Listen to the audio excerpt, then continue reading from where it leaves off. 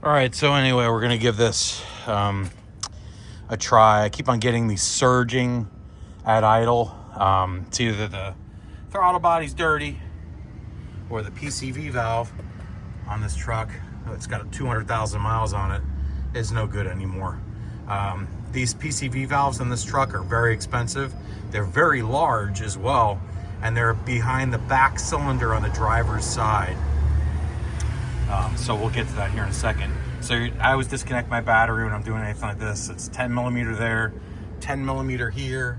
There's another 10 millimeter on this side that I just leave out because, you know, whatever. And then I use a long screwdriver on this thing just to pop these babies off. Here you go. There's two back here too, I think. One or two, no, whatever. Anyway, get this air box out of here, then we can see the throttle body.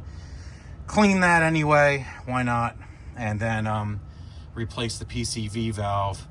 Like I said, it's a 35 millimeter on this truck. It's a 4.7 Dodge Ram V8 Magnum. So you can see how the idle just revs up occasionally at idle.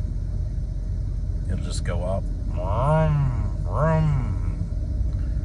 So it's got to be an air leak of some kind. I'm thinking it's probably the PCV valve or a dirty throttle body. Now it's not doing it naturally that I'm watching. But it'll go all the way up to it'll go like that. Anyway, so you're gonna have to move the wiring harness out of the way. Fuel rail is really tight to the socket. You can see in here. So I've got the 35 millimeter socket to a adapter to my 3/8 ratchet because it's really tight in there against the firewall. In fact, as this thing comes out, I don't even know if I'm going to be able to get it out more than a couple turns without having to try to do it by hand because it's already topped out. And then I had to put a breaker bar on it because it was welded in there. So yeah, this is not a quick job, man. This is something that you normally on the older cars would take you it'd take you longer to pop the hood. You know what I mean? But this thing is really wedged back in there, man. Right, so it's gonna be kind of hard to hear this, I guess, but I'll give it a shot. So anyway, so basically this is like a ball valve. Both of these are ball valves, and they got to flow freely in order to relieve pressure from the block, right? So this is what a new one sounds like.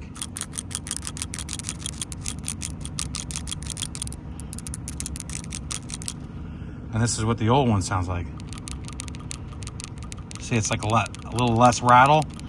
I think it's because it's plugged up with old, crude oil, old burn up oil. It's like it doesn't flow very nicely.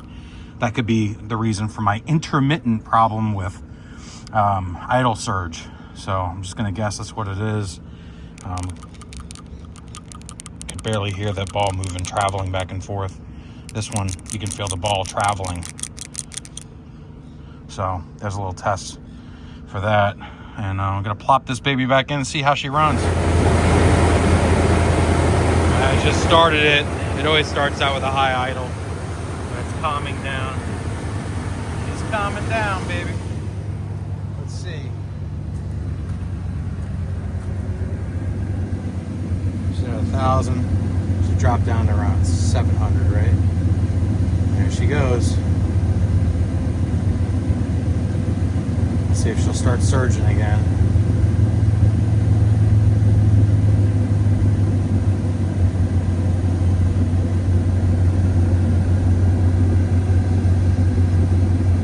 Yeah, my speedometer stepper motor's shot, so yeah, go ahead, comment. Anyway, dude, it's idling right at 700. So I replaced the PCV valve and I just wiped out the throttle body, and it seemed to have taken care of my startup issues. We'll see how it goes when it's hot. But before, I'd fire it up and it would surge like it typically does as it's setting up all the parameters, and then it would go down to idle to here, and then it would start surging again up over 1,000 RPMs, like 12, 1,300, 1,400, 1,500 in some cases, and then come down and then go up and then come down, then go up and then come down and go up. So it just it was a sporadic thing, So looks like the PCV valve was the issue. This thing's a 60 bucks. And it took me about a half an hour, 45 minutes probably, just because I'm, not as nimble as I used to be, but it's really crammed back in there.